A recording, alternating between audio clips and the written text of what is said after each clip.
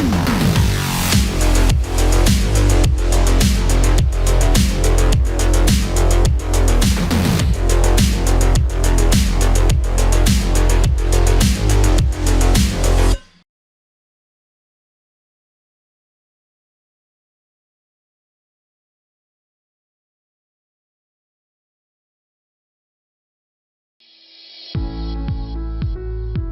semua, selamat pagi.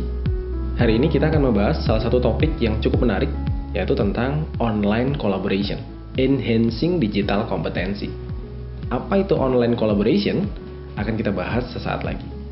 Perkenalkan, saya Lucky. Saya adalah dosen di Prodi Teknik Informatika Universitas Maju. Salam kenal. Online collaboration atau kolaborasi online merujuk pada kolaborasi atau kerjasama antara orang-orang yang melibatkan perangkat, aplikasi, platform pada lingkungan digital.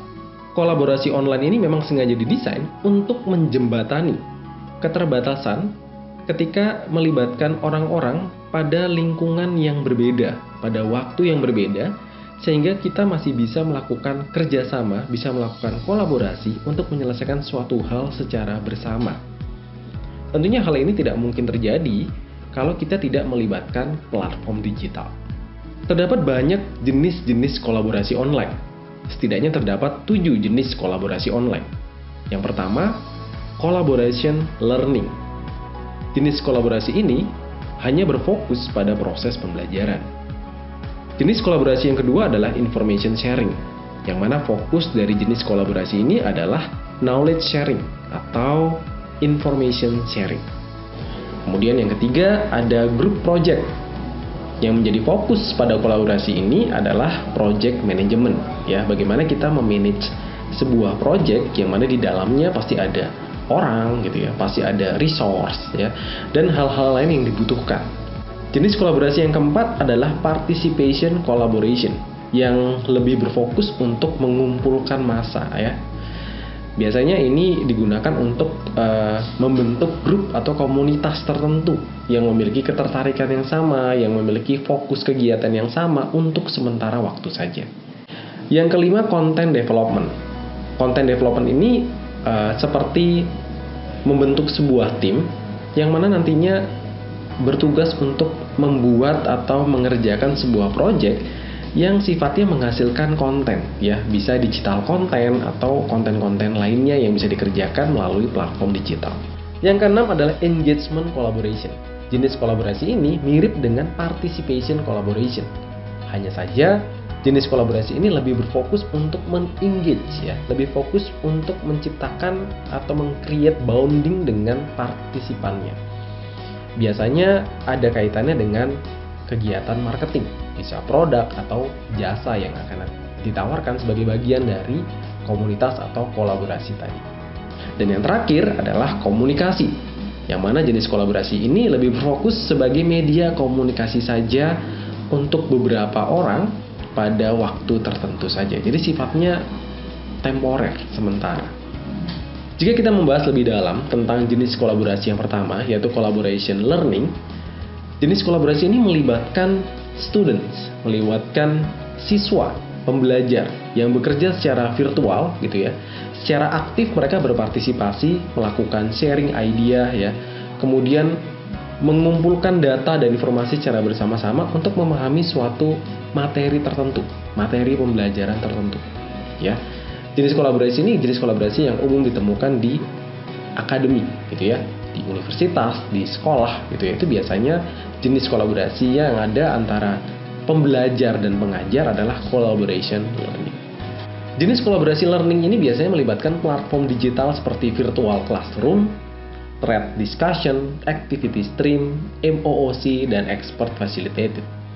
Ya, biasanya platform-platform digital sudah menyediakan fitur-fitur yang membantu kita untuk melakukan proses pembelajaran dengan lebih terstruktur. Jenis kolaborasi yang kedua yaitu information sharing, yang mana fokus dari jenis kolaborasi ini adalah bertukar pengetahuan, bertukar informasi. Ada resource atau ada akses terhadap data yang kemudian nantinya bisa dibagikan ke sesama partisipan sebagai bentuk informasi. Biasanya ini juga melibatkan digital platform gitu ya.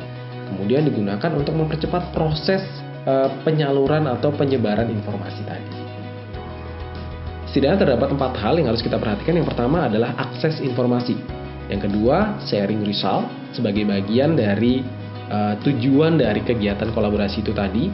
Kemudian broadcasting information, jadi setelah informasinya didapatkan, kanal tersebut atau platform tersebut dapat juga digunakan untuk menyebarkan informasi yang ada. Dan yang terakhir, biasanya platform digital juga dapat digunakan sebagai tempat untuk mendata ya, atau membuat log gitu ya terhadap temuan-temuan yang didapat pada komunitas tersebut.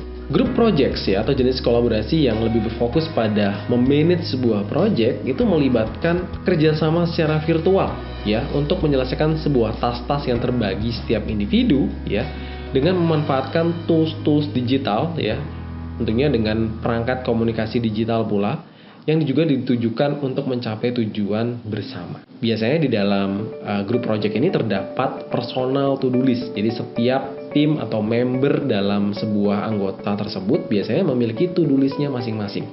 To-do list ini akan menjadi sebuah KPI yang nantinya akan dipertanggungjawabkan dan nantinya akan dimonitoring gitu ya selama project berlangsung melalui kanal atau jenis kolaborasi ini. Ada share task dan activities ya, ada hal-hal yang nantinya bisa dikerjakan secara bersama gitu ya. Kemudian ada agile tools dan PPM tools ya. Jadi agile tools adalah tools yang nantinya akan digunakan selama melakukan kolaborasi. Bisa saja sebuah cloud storage atau tools-tools lainnya yang bisa digunakan secara online secara bersama-sama. Dan yang terakhir, PPM tools itu terkait dengan project management. Project management ini biasanya sifatnya untuk memonitoring atau menjadwal kegiatan atau project yang sudah ditentukan sebelumnya. Jenis yang keempat, participation collaboration. Jenis kolaborasi ini bertujuan untuk membagikan secara aktif gitu ya, project atau mempromosikan hal-hal yang nantinya melibatkan partisipan. Gitu ya. Jadi tujuannya adalah menghimpun massa untuk berkegiatan secara bersama. Umumnya kegiatan ini sifatnya temporer ya, tidak terus-terusan kecuali yang sudah dibentuk sebagai sebuah grup tetap begitu. Sementara untuk content development gitu ya, biasanya fokus dari jenis kolaborasi ini adalah pada proses creation, pembuatan, editing gitu ya, kemudian untuk penciptaan atau penghasilan materi-materi digital ya, yang nantinya akan dikerjakan secara bersama-sama oleh banyak orang. Seperti yang tadi sudah disampaikan, untuk jenis kolaborasi engagement, karena fokusnya adalah untuk meningkatkan bonding, maka informasi yang diberikan itu lebih spesifik. Ada tujuan di balik penyampaian informasi yang biasanya berkaitan dengan penawaran jasa atau produk sebagai bagian dari kolaborasi tersebut. Dan yang terakhir adalah media komunikasi. Untuk bagian ini rasanya tidak perlu dijelaskan, tapi sebagai gambaran, jenis kolaborasi ini hanya bertugas untuk menjalin atau menjadi media komunikasi pada sebuah platform tertentu yang sifatnya terlepas gitu ya dari platform utamanya. Jadi misalkan kita menggunakan WhatsApp group ya sebagai bagian untuk komunikasi pada sebuah tim yang ada di universitas gitu, misalkan ada tim revisi kurikulum gitu misalkan. Nah, karena kita tidak memiliki kanal tertentu, kita bisa menggunakan WhatsApp group ya. WhatsApp group ini bukan kanal utama dari manajemen proyeknya ya, untuk memanage orang-orangnya, tidak. Tapi dia digunakan sebagai salah satu bagian saja dari kolaborasi online yang dilakukan. Setidaknya terdapat 7 aspek penting yang harus kita perhatikan ketika melakukan kolaborasi online. Yang pertama, tujuan. Pastikan terlebih dahulu apa tujuan dari kolaborasi yang nantinya akan dilakukan. Apakah itu hanya untuk pembelajaran, hanya untuk media komunikasi, atau hal-hal yang lebih serius seperti group project atau project management. Yang kedua, tools. Sebelum terjun atau terlibat pada kolaborasi online, pastikan terlebih dahulu media atau perangkat yang nantinya akan digunakan untuk melakukan kolaborasi ini. Jangan sampai tools yang digunakan ternyata cukup sulit untuk dipakai oleh seluruh partisipan. Belum lagi ada keterbatasan lainnya yang akhirnya membuat kolaborasi menjadi lebih susah untuk dilakukan dibanding tidak melalui daring. Yang ketiga, privacy. Bagaimana dengan komponen privasinya? Apakah kolaborasi tersebut cukup menjaga privasi atau justru mengganggu ya kerahasiaan dari kegiatan yang nantinya akan dilakukan secara bersama-sama. Yang keempat, biaya. Pada saat kita melakukan kolaborasi online, penting untuk mempertimbangkan apakah platform atau aplikasi, perangkat yang digunakan itu sebaiknya berbayar atau tidak. Jika untuk hal-hal yang tidak terlalu serius, maka aplikasi yang tidak berbayar lebih disarankan. Tapi untuk hal-hal yang cukup serius, seperti berhubungan dengan klien, untuk hal-hal yang bersifatnya profesional, aplikasi-aplikasi berbayar rasanya lebih menawarkan fitur-fitur yang cukup membuat pekerjaan menjadi lebih nyaman. Yang kelima, scalability atau skalabilitas, ya, potensi tertinggi dari aplikasi tersebut. Perlu untuk dipertimbangkan, apakah aplikasi yang digunakan cukup mengakomodasi ketika kolaborasi tersebut berjalan seiring dengan waktu. Bisa saja ada batasan pada cloud storage yang digunakan, ada batasan pada fitur-fitur, ada batasan pada jumlah, ya. Ada alasan mengapa orang-orang lebih menggunakan Telegram ketimbang WhatsApp Group, karena batasan partisipan pada masing-masing platform. Ya. Ada alasan mengapa kita lebih memilih untuk menggunakan MS Team ketimbang menggunakan Zoom. Semuanya punya kelebihan dan kekurangan yang sebaiknya dipertimbangkan sebelum memilihnya sebagai media komunikasi. Yang keenam, multi-platform. Di zaman dimana kita mengenal ada banyak platform, tentunya hal ini juga perlu dipertimbangkan. Karena bisa saja kolaborasi akan menjadi terganggu ketika ada satu atau sebagian anggota tim justru tidak bisa menggunakan aplikasi karena tidak support dengan platform yang sedang digunakan. Ya, keterbatasan platform juga menjadi batasan tertentu, menjadi kendala tertentu ketika kita menggunakan atau melibatkan orang-orang yang berasal pada tempat-tempat atau negara-negara yang mana aplikasi tersebut tidak tersedia. Yang ketujuh, usability atau fitur-fitur yang ditawarkan pada aplikasi. Jika platform digital yang nantinya akan digunakan hanya memiliki sebagian fitur saja, rasanya perlu dipertimbangkan untuk menggunakan platform-platform yang fiturnya jauh lebih lengkap. Ya, biasanya fitur-fitur ini memiliki dampak sendiri. Ada yang berbayar, ada juga yang gratis. Ya, sehingga itu perlu dipertimbangkan terlebih dahulu. Jangan sampai ketika kita melakukan kolaborasi sudah terlalu banyak track record yang terjadi di sana, ternyata ada banyak fitur yang justru menyulitkan kita untuk melakukan kolaborasi ke depannya. Oke, kita sekarang masuk ke bagian enhancing digital competency, ya. Kita akan menggunakan sebuah platform digital yang namanya Office 365. Saya rasa kalian pasti sudah familiar dengan aplikasi ini, gitu ya. Tapi buat yang belum familiar, kita juga masih punya kesempatan buat belajar sama-sama. Jadi jangan khawatir. Sebelum masuk pada platform digital yang saya maksud, Office 365, saya akan membahas terlebih dahulu tentang digital literasi. Tadi di bagian slide awal saya menuliskan tentang digital kompetensi. Apa hubungannya digital literasi dengan digital kompetensi? Digital literasi itu sendiri adalah digital kompetensi. Digital literasi is about digital kompetensi. Jadi digital literasi di sini adalah kemampuan untuk mengakses, memanage, memahami, mengintegrasikan, mengkomunikasikan, mengevaluasi, dan menciptakan informasi secara aman, ya, menggunakan teknologi digital. Jadi apa yang kita lakukan saat ini adalah bagian dari upaya untuk meningkatkan kemampuan literasi digital atau kompetensi digital kita. Setidaknya terdapat beberapa aspek yang perlu diperhatikan ketika kita melakukan peningkatan literasi digital ini. Yang pertama, informasi dan literasi data.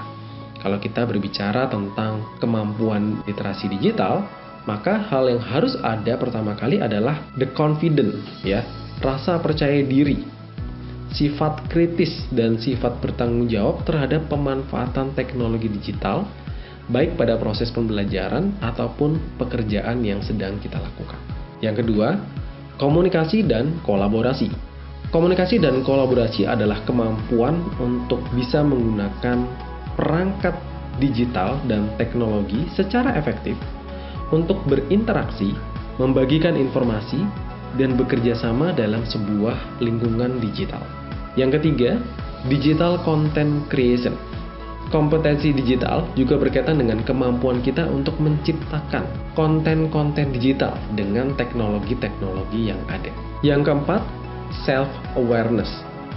ya, di zaman dimana hampir seluruhnya menggunakan atau melibatkan teknologi digital, self-awareness adalah bagian yang paling penting. Karena bagian inilah yang memastikan kita menggunakan teknologi secara bertanggung jawab, secara beretika. Sehingga kita tidak hanya menjadi pengguna, tapi juga menjadi pengguna yang bertanggung jawab. Yang kelima, problem solving. Pemanfaatan teknologi digital tidak semata-mata hanya untuk digunakan dalam konsep atau ruang suka-suka, tetapi bagaimana memanfaatkan mereka untuk menyelesaikan kasus-kasus yang kita hadapi selama kita menjalani proses pendidikan, gitu ya, atau menjalani pekerjaan kita. Jadi jangan sampai teknologi digital ini berhenti pada tahapan digunakan saja, tetapi digunakan untuk menghasilkan manfaat bagi kita penggunanya. Sekarang kita masuk ke bagian yang paling penting dari platform digital untuk kolaborasi online. Ya. Dengan platform 365 ini, di dalamnya ada banyak aplikasi-aplikasi yang bisa membantu kita untuk bekerja bersama. Ya, saya rasa kalian sudah familiar dengan Office Word gitu ya, Excel, PowerPoint. Ini adalah basic kompetensi yang pikir saya harus dimiliki oleh rekan-rekan mahasiswa. Nah, fitur-fitur ini sekarang tidak perlu lagi diinstal secara mandiri ya, secara standalone gitu ya. Kita bisa langsung pakai dalam satu lingkungan environment yang sama pada Office 365. Setelah ini kita akan mencoba bagaimana menggunakan ya aplikasi-aplikasi yang ada pada Office 365, mulai dari Outlook, OneDrive, hingga MS Teams ya. Saya harap rekan-rekan bisa memperhatikannya dengan baik sehingga yang menjadi tugas berikutnya itu bisa dikerjakan dengan baik juga. Sampai ketemu di video selanjutnya.